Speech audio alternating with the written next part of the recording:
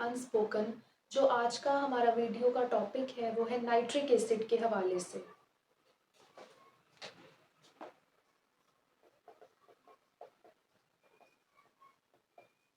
Nitric acid को हम किस फॉर्मूले से शो करते हैं? HNO3 से। सो फर्स्ट ऑफ ऑल हम इसकी प्रेपरेशन देख लेते हैं।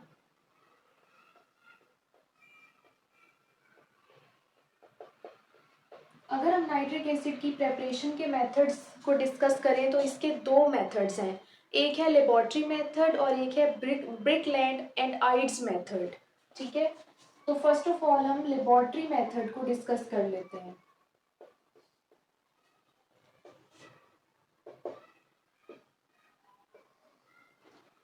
लेबोरेटरी मेथड हमारे पास क्या होता है? In this method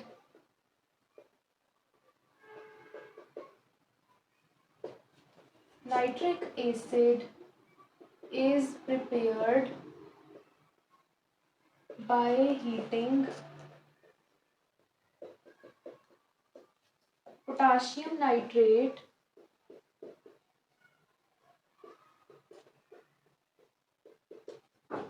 with concentrated sulfuric acid। ठीक है, तो हमारे पास KNO3 को जब हम सल्फ्यूरिक एसिड के साथ रिएक्ट करवाएंगे तो हमारे पास प्रोड्यूस होगा KHSO4 प्लस हमारे पास प्रोड्यूस होगा HNO3। ठीक है, तो ये हमारे पास रिएक्शन आ गया। नेक्स्ट हमारे पास जो रिएक्शन है वो है ब्रिकलैंड एंड आइड्स प्रोसेस।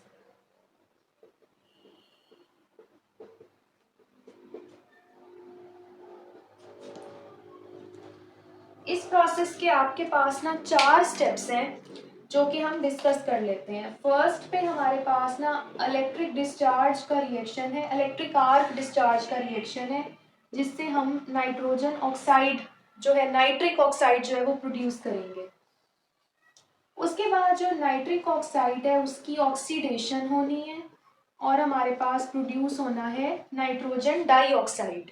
ठीक है, अब जो नाइट्रोजन डाइऑक्साइड है उसके अंदर जब हम वाटर ऐड करेंगे तो हमारे पास नाइट्रस एसिड बनेगा और साथ नाइट्रिक एसिड प्रोड्यूस होगा।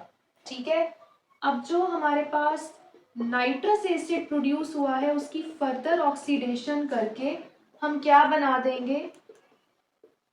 Nitric acid.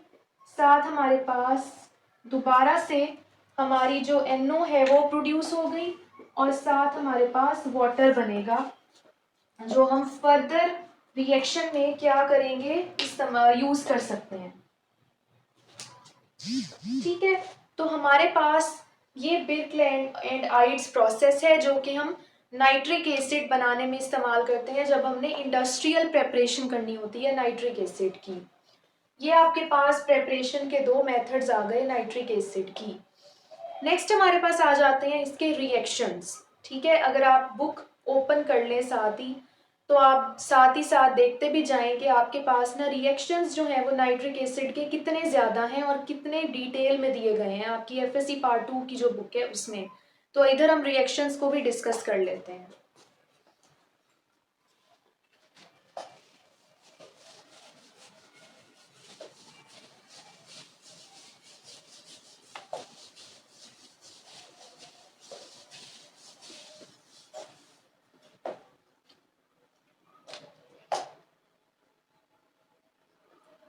तो हमारे पास आ जाते हैं रिएक्शंस। फर्स्ट ऑफ ऑल हमारे पास जो रिएक्शन है वो है decomposition.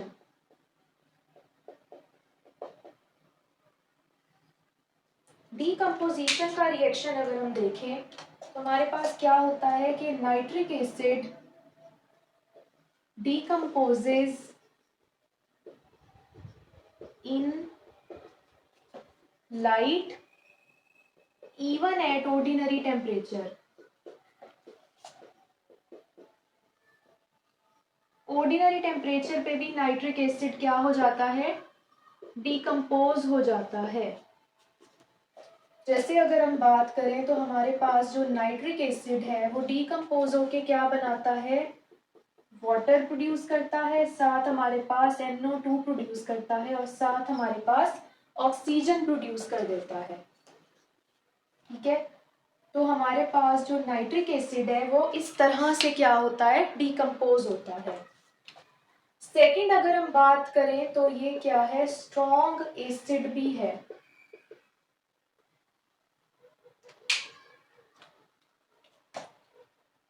Nitric acid is a strong acid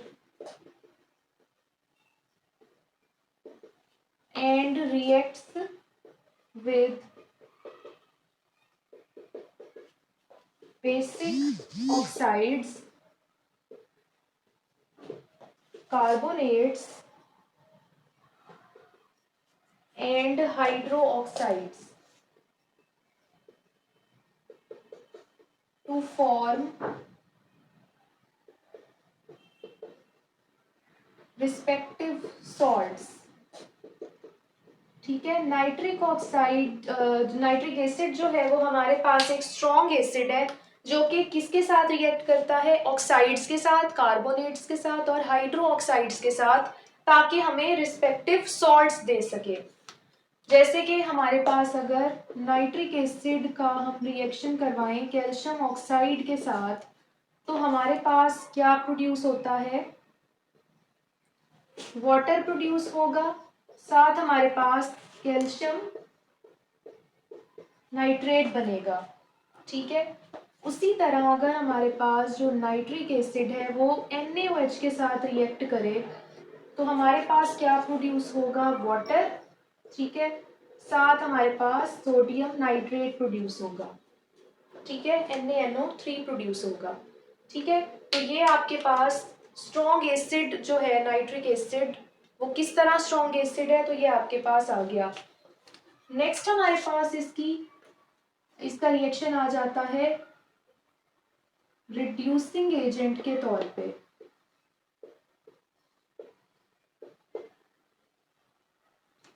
reducing agent के तौर पे हमारे पास जो नाइट्रिक एसिड है वो किस तरह रिएक्शन देता है, इट रिएक्ट्स विद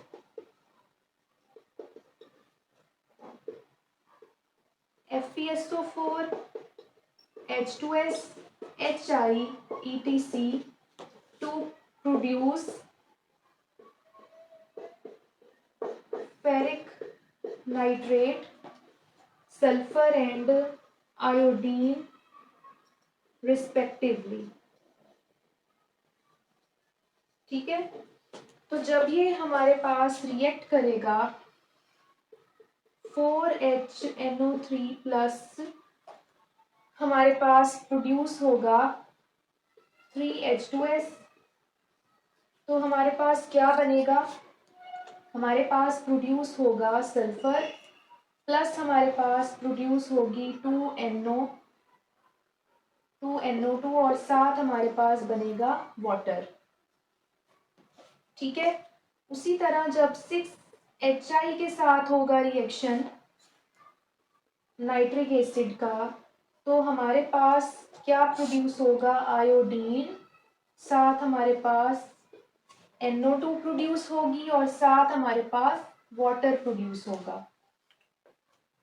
ठीक है, तो ये आपके पास रिड्यूसिंग एजेंट के हवाले से भी नाइट्रिक एसिड के रिएक्शंस आ गए कि नाइट्रिक एसिड जब भी रिड्यूसिंग एजेंट्स के साथ रिएक्ट करता है तो उनको रिड्यूस करके क्या प्रोड्यूस कर देता है, H2S के साथ रिएक्ट करे तो सल्फर बन जाता है और HI के साथ रिएक्ट करे तो आयोडीन बन जाता है। ठीक है, और साथ NO2 और वाटर दोनों केसेस में हमारे पास बाय प्रोडक्ट्स के तौर पे आ जाते हैं। अब नेक्स्ट जो हमारे पास इसका रिएक्शन है ना वो हमारे पास है एक्वा रीजिया के हवाले से।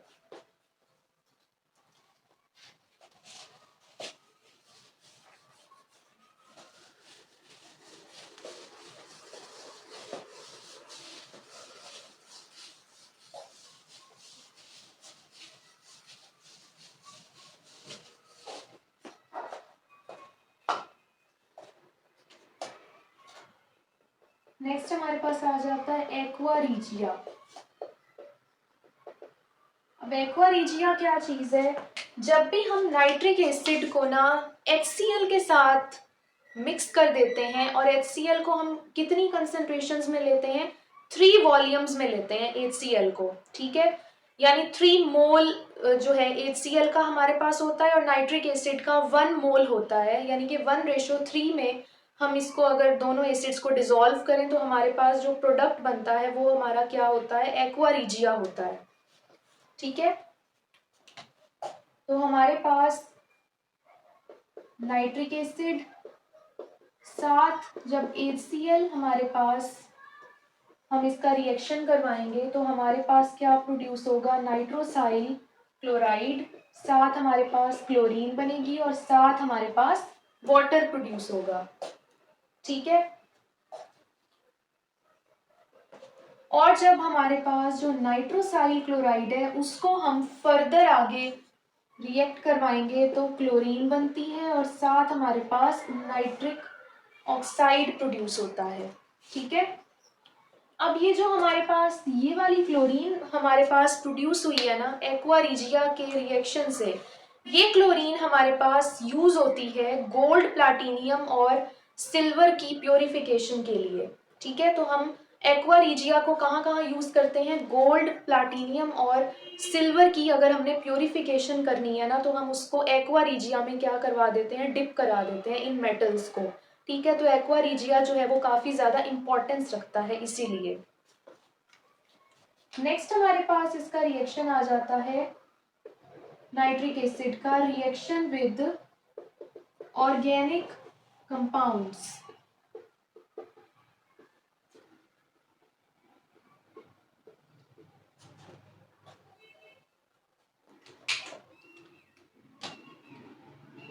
Nitric acid reacts with glycerine, toluene and phenol to produce explosives like टेट्रानाइट्रोटोलुइन, जिसे हम TNT भी कहते हैं, एंड पिक्रिक एसिड ETC, ठीक है। तो नाइट्रिक एसिड ऑर्गेनिक कंपाउंड्स के साथ भी रिएक्शन देता है ताकि वो एक्सप्लोजिव्स प्रोड्यूस कर सके, जैसे कि TNT और पिक्रिक एसिड, ठीक है। तो हमारे पास जो नाइट्रिक एसिड है इसके जो रिएक्शंस हैं वो हमारे पास क्या है? जो हमारे पास यानी एक छोटे छोटे जो रिएक्शंस है ना वो यहाँ कंप्लीट हो जाते हैं। अब जो एक लास्ट आपके पास रिएक्शन है ना नाइट्रिक एसिड का, वो है ऑक्सीडाइजिंग एजेंट के तौर पे। और ये आपने अगर बुक खोली हुई है तो आपको नजर आ रहा होगा कि ये काफी ज्यादा लेंथी है, ठीक है। तो हम इसको मैंने इसलिए इसको लास्ट में डिस्कस किया है। नाइट्रिक एसिड जो है ना वो ऑक्सीडाइजिंग एजेंट काफी ज्यादा अच्छा है, तो इसलिए इसकी एप्लीकेशंस भी काफी ज्यादा है।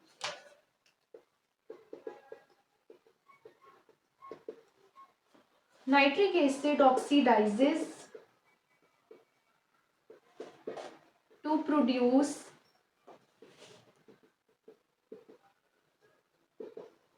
nitric oxide and nitrogen dioxide respectively। तो नाइट्रिक ऑक्साइड जो है ना, नाइट्रिक एसिड जो है वो ऑक्सीडेशन देता है, और कुछ केसेस में वो नाइट्रिक ऑक्साइड प्रोड्यूस कर देता है, कुछ केसेस में वो नाइट्रोजन डाइऑक्साइड को प्रोड्यूस कर देता है, ठीक है।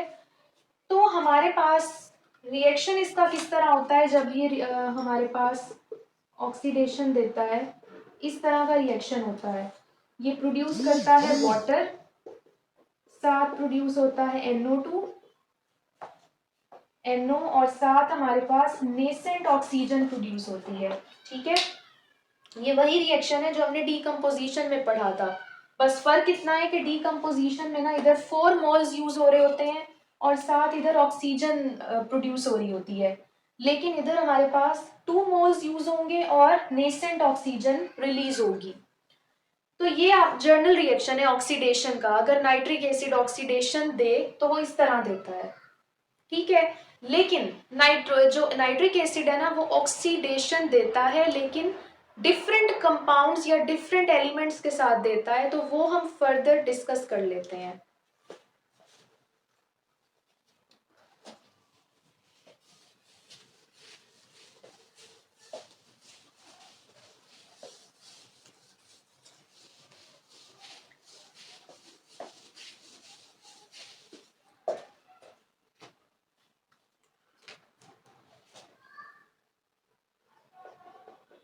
ऑक्सीडाइजिंग एजेंट,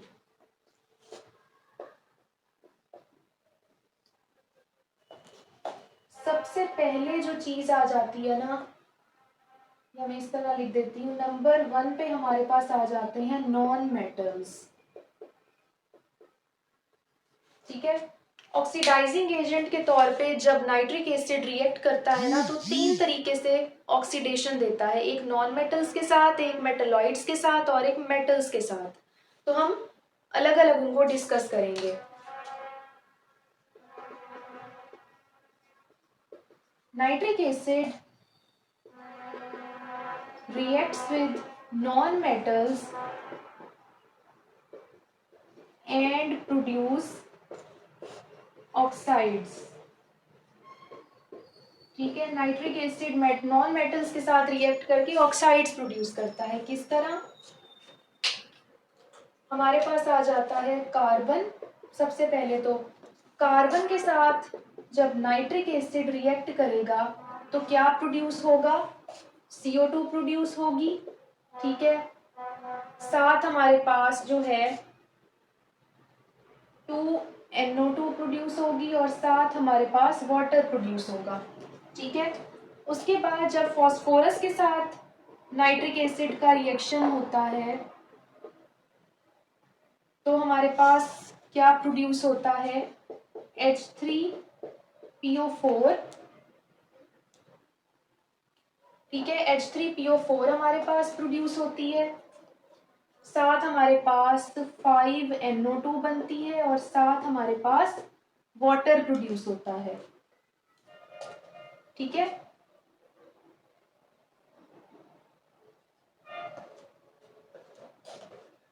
बल्कि पहले सही था, ठीक है। तो हमारे पास ना इस तरह रिएक्शन होता है अगर हम नॉन मेटल्स के साथ नाइट्रिक एसिड का रिएक्शन करवाएं तो। नेक्स्ट हमारे पास आ जाता है metalloids.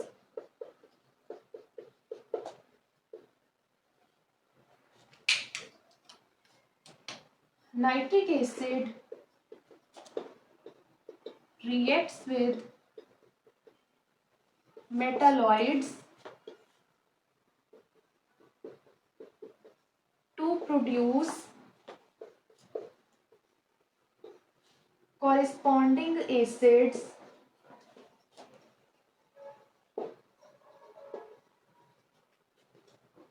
like with arsenic and antimony। Arsenic and antimony जो है ना वो क्या है? मेटलॉइड्स हैं।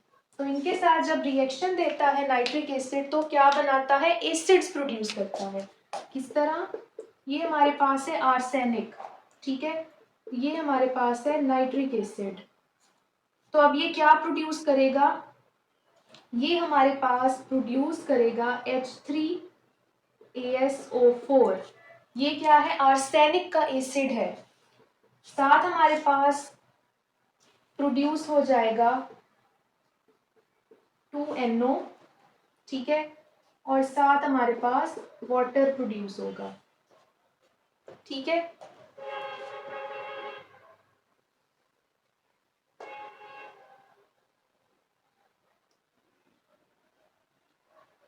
इधर हमारे पास जो हाइड्रोजन है वो 4 और 3 7, तो हमारे पास इधर हम 4 हाइड्रोजन्स जो हैं वो लेंगे,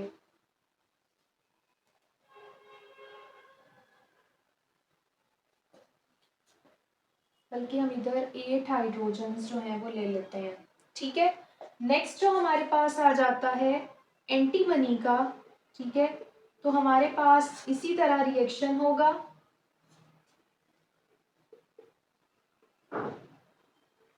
तो हमारे पास क्या बनेगा, हमारे पास दोबारा से H3SbO4 प्रोड्यूस होगा, साथ हमारे पास प्रोड्यूस होगा NO, साथ हमारे पास वाटर प्रोड्यूस हो जाएगा। ठीक है, तो ये जो है हमारे पास ना मेटालॉइड्स के साथ नाइट्रिक एसिड का रिएक्शन है। थर्ड जो हमारे पास रिएक्शन आ जाता है ना वो है मेटल्स के साथ। ठीक है, और मेटल्स के साथ काफ़ी डिटेल में हर मेटल को डिस्क्राइब किया गया है, तो मैं उसको भी एक्सप्लेन कर देती हूँ। तो मेटल्स जो होते हैं ना उसमें सबसे पहले जो gold, platinum, iridium and titanium, ये जो मेटल्स है ना ये कोई रिएक्शन नहीं देते नाइट्रिक एसिड के साथ।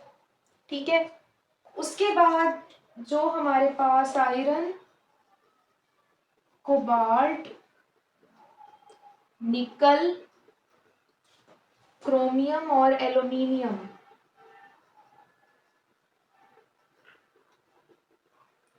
ये रिएक्शन तो देते हैं लेकिन इनका रिएक्शन क्या हो जाता है, रेंडर्स पैसिव, रेंडर्स पैसिव, इनका रिएक्शन जो है ना वो पैसिव हो जाता है, यानी कि रुक जाता है। किस वजह से, formation of oxide film, oxide film जो है वो इसके ऊपर प्रोड्यूस हो जाती है।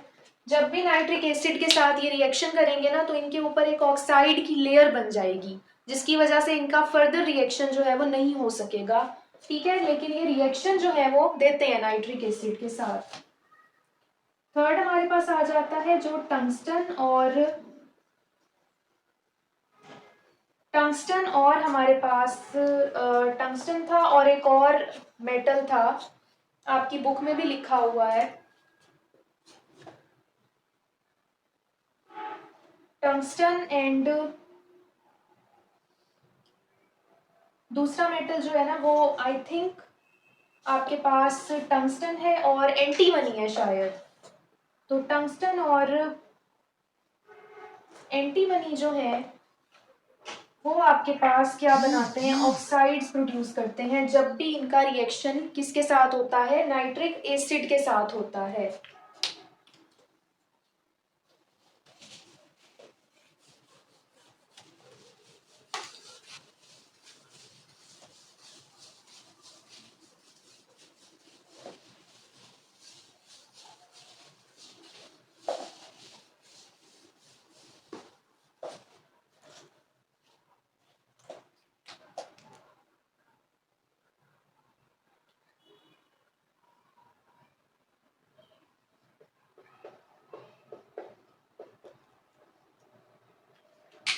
ठीक है, तो फोर्थ पे हमारे पास आ जाता है मैग्नीशियम, कैल्शियम एंड मैंगानीज।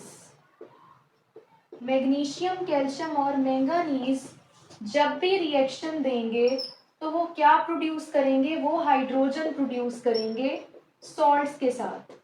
ठीक है, जब भी नाइट्रिक एसिड के साथ वो रिएक्शन देंगे तो वो हाइड्रोजन और सॉल्ट्स प्रोड्यूस करेंगे। किस तरह, मैग्नीशियम प्लस हमारे पास है नाइट्रिक एसिड, तो हमारे पास मैग्नीशियम नाइट्रेट प्रोड्यूस होगा, साथ हमारे पास हाइड्रोजन प्रोड्यूस हो जाएगी। ठीक है, तो इसी तरह ये रिएक्शन देंगे। नेक्स्ट हमारे पास आ जाता है copper and lead. Copper and lead, अब इधर से ना आपने एक बात याद रखनी है जो मैं साइड पे लिख देती हूँ। जब भी हम डाइल्यूट नाइट्रिक एसिड लेंगे ना, डाइल्यूट नाइट्रिक एसिड के केस में हमारे पास NO और साथ वाटर बनेगा। ठीक है, और जब भी हम कंसंट्रेटेड नाइट्रिक एसिड लेंगे तो हमारे पास NO2 और साथ वाटर प्रोड्यूस होगा। ठीक है, तो ये आपने बातें याद रखनी है कि हमारे पास ना ये 2 पॉइंट्स इंपॉर्टेंट हैं जो कि अब नेक्स्ट रिएक्शंस में हमने यूज करने हैं। डाइल्यूट जो कंसंट्रेशन हम लेंगे ना उसमें हम नंबर ऑफ मोल्स या तो 8 लेंगे या 10 लेंगे, ठीक है, और कंसंट्रेटेड में नंबर ऑफ मोल्स हम 4 लेंगे नाइट्रिक एसिड के, ठीक है। तो आपके पास जो है डाइल्यूट नाइट्रिक एसिड जब हम यूज करेंगे तो हमारे पास नाइट्रिक ऑक्साइड और वाटर प्रोड्यूस होगा, लेकिन जब हम कंसंट्रेटेड नाइट्रिक एसिड यूज करेंगे तो हमारे पास नाइट्रोजन डाइऑक्साइड और वाटर प्रोड्यूस होगा, ठीक है। तो अब हम इसका रिएक्शन करते हैं। जो कॉपर एंड लेड का रिएक्शन है ना वो किस तरह है, कॉपर एंड लेड जो है वो क्या प्रोड्यूस करते हैं, जब उनको डाइल्यूट नाइट्रिक एसिड के साथ रिएक्ट करवाया जाता है तो वो नाइट्रिक ऑक्साइड और वाटर प्रोड्यूस करते हैं, लेकिन जब उनको कंसंट्रेटेड नाइट्रिक एसिड के साथ रिएक्ट करवाया जाता है तो वो नाइट्रोजन डाइऑक्साइड और वाटर देते हैं। किस तरह वो हम देख लेते हैं, ठीक है। तो फिफ्थ हमारे पास कॉपर एंड लेड आ जाता है। तो अब मैं इधर ये जो जो भी मैंने अब आपको बताया है ना ये आपके सारे जो नेक्स्ट आपके रिएक्शंस है ना उनमें सारों में यही लाइन आनी है कि हमारे पास ना जब हम इस मेटल को नाइट्रिक एसिड के साथ डाइल्यूट फॉर्म में रिएक्ट करवाते हैं तो हमारे पास ये प्रोडक्ट्स आते हैं, और कंसंट्रेटेड के साथ रिएक्ट करवाते हैं तो ये प्रोडक्ट्स आते हैं। तो मैं बार बार उस चीज को नहीं लिख रही, मैं रिएक्शंस ही लिख रही हूँ। कॉपर एंड लेड के अगर हम रिएक्शन देखें तो हमारे पास ना 3 कॉपर साथ, अब मैंने डाइल्यूट नाइट्रिक एसिड लेना है तो मैं HNO3 यूज करूंगी, 8HNO3। तो मेरे पास जो है कॉपर नाइट्रेट प्रोड्यूस होगा, साथ मेरे पास प्रोड्यूस होगा वाटर, और साथ मेरे पास प्रोड्यूस होगी NO, ठीक है, 4NO मेरे पास प्रोड्यूस हो जाएगी। नेक्स्ट जब मैं कॉपर को कंसंट्रेटेड नाइट्रिक एसिड के साथ रिएक्ट करवाऊंगी तो मैं कॉपर का 1 मोल ही लूंगी, ठीक है। जब हम नाइट्रिक एसिड की कंसंट्रेशन बढ़ा दी है हमने तो हम मेटल की कंसंट्रेशन नहीं बढ़ाएंगे। तो मैं कंसंट्रेटेड नाइट्रिक एसिड को कॉपर के साथ जब रिएक्ट करवाऊंगी तो दोबारा मेरे पास कॉपर नाइट्रेट ही प्रोड्यूस होगा, लेकिन मेरे पास वाटर प्रोड्यूस होगा और साथ मेरे पास NO2 प्रोड्यूस हो जाएगी, ठीक है। नेक्स्ट हमारे पास आ जाता है मरकरी। जब हम मरकरी का रिएक्शन करवाते हैं ना डाइल्यूट नाइट्रिक एसिड के साथ तो हमारे पास ना मरकरस नाइट्रेट बनता है और साथ वही जो ये वाले प्रोडक्ट्स हैं ये प्रोड्यूस होते हैं। और जब हम मरकरी का रिएक्शन करवाते हैं कंसंट्रेटेड नाइट्रिक एसिड के साथ तब हमारे पास क्या बनता है, मरकैरिक नाइट्रेट बनता है और साथ हमारे पास ना ये वाले प्रोडक्ट्स बनते हैं, ठीक है। तो मेरे पास है मरकरी और मेरे पास है डाइल्यूट नाइट्रिक एसिड। तो अब मेरे पास क्या प्रोड्यूस होगा, मरकरस नाइट्रेट, साथ मेरे पास प्रोड्यूस हो जाएगा वाटर, और साथ मेरे पास जो है 4NO प्रोड्यूस होगी,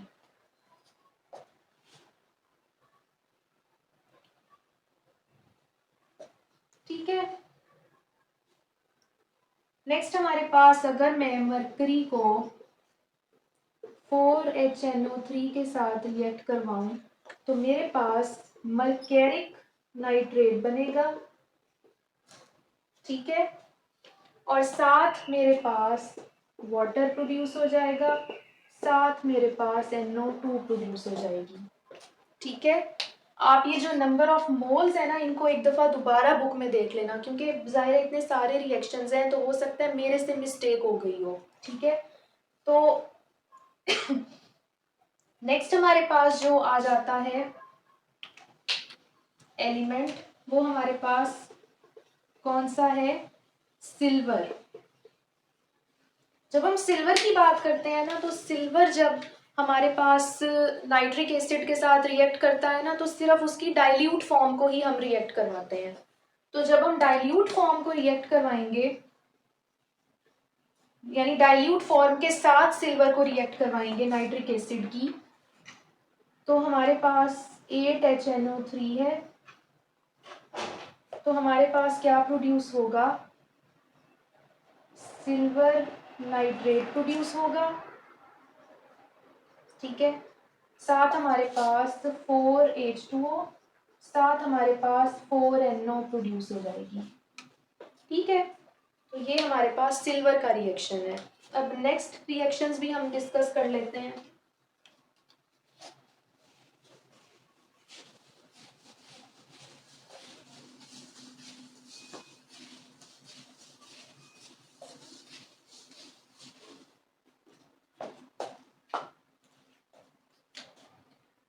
तो नेक्स्ट हमारे पास आ जाता है टिन। जब हम टिन की बात करते हैं ना, तो टिन में हमारे पास ना सबसे पहले तो हम देखते हैं कि टिन में हमारे पास जब हम डाइल्यूट नाइट्रिक एसिड को यूज करते हैं तो हमारे पास क्या प्रोड्यूस होता है, सिल्वर नाइट्रेट हमारे पास क्या प्रोड्यूस होता है, टिन नाइट्रेट प्रोड्यूस होता है, ठीक है। और हमारे पास जो है, जब हम कंसंट्रेटेड फॉर्म में करेंगे तो भी हमारे पास जो है ये वाले प्रोडक्ट्स बनेंगे साथ। तो हम टिन को जब हम यूज करेंगे डाइल्यूट फॉर्म के साथ तो हमारे पास प्रोड्यूस होगा, जब हम टिन के साथ रिएक्शन करवाते हैं ना तो एक नाइट्रेट टिन नाइट्रेट प्रोड्यूस होता है, साथ हमारे पास ना NH4NO3 भी बनता है, साथ हमारे पास वाटर प्रोड्यूस हो जाता है, ठीक है। लेकिन जब हम टिन को 4HNO3 के साथ रिएक्ट करवाते हैं ना तो हमारे पास ना मेटास्टेनिक एसिड प्रोड्यूस होता है, ठीक है, H2SNO3। साथ हमारे पास वही जो प्रोडक्ट्स हैं जो कंसंट्रेटेड फॉर्म के बनते हैं, NO2 और साथ वाटर, ठीक है। ठीक है, तो ये हमारे पास जो है टिन का क्या आ गया, रिएक्शन आ गया। इधर हमारे पास ना 4 आएगा क्योंकि इधर हमारे पास नाइट्रेट फॉर्मेशन नहीं हुई तो वही कंसंट्रेशन आएगी। अब जो लास्ट हमारे पास मेटल है जिंक। जिंक जो है ना वो डिफरेंट मेटल्स डिफरेंट कंसंट्रेशंस के साथ डिफरेंट कंपाउंड्स देता है, ठीक है। तो अगर हम जिंक को 10 नाइट्रिक एसिड के साथ रिएक्ट करवा दें तो पहले वो क्या देगा, पहले वो जिंक नाइट्रेट देगा, साथ वो NH4NO3 देगा, साथ वो वाटर दे देगा, ठीक है। लेकिन दोबारा अगर इसको हम, यानी इसके दो केसेस हैं, ठीक है, जिंक के दो केसेस हैं। जब हम उसको 10 मोल्स ऑफ नाइट्रिक एसिड के साथ रिएक्ट करवाते हैं तो पहली टाइप ये है उसके रिएक्शन की। सेकेंड टाइप में वो क्या देता है, सेकेंड टाइप में वो हमारे पास दे देता है N2O प्रोड्यूस कर देता है, ठीक है। जिंक नाइट्रेट तो बना ही रहा है, वो N2O भी साथ बना देता है और साथ वाटर प्रोड्यूस कर देता है, ठीक है। नेक्स्ट हमारे पास है, अगर जिंक को हम वही कंसंट्रेटेड नाइट्रिक एसिड के साथ ट्रीट करें तो वो जिंक नाइट्रेट प्रोड्यूस करेगा, साथ हमारे पास वही वाले प्रोडक्ट्स देगा जैसे कि NO2 और साथ वाटर, ठीक है। ठीक है, तो ये आपके पास जो है मेटल्स के हिसाब से बात आ गई कि आपके पास ना जो हमारे पास नाइट्रिक एसिड है वो डिफरेंट मेटल्स के साथ डिफरेंट क्या देता है, प्रोडक्ट्स देता है। और ये आपके जितने भी रिएक्शंस थे नाइट्रिक एसिड के वो कंप्लीट हो गए। अब नेक्स्ट हम चलते हैं इसकी प्रॉपर्टीज और यूजेस की तरफ।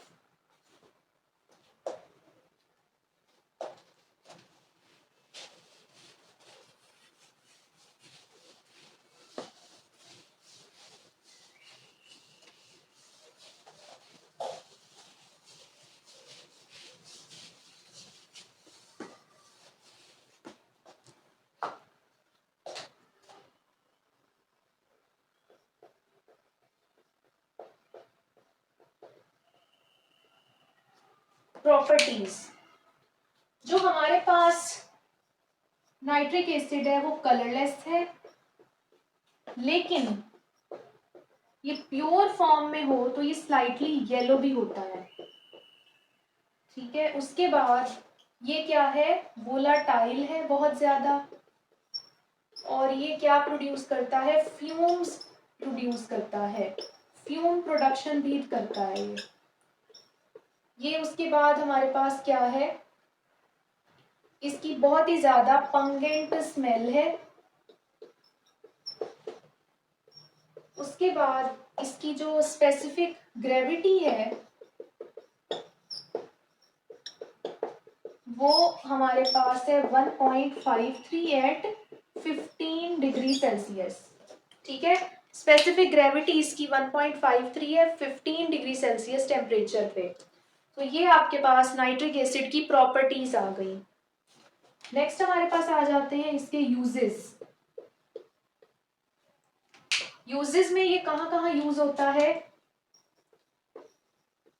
लेबोरेटरी रीजेंट के तौर पे यूज होता है। ठीक है, हम इसे लैब्स में यूज करते हैं।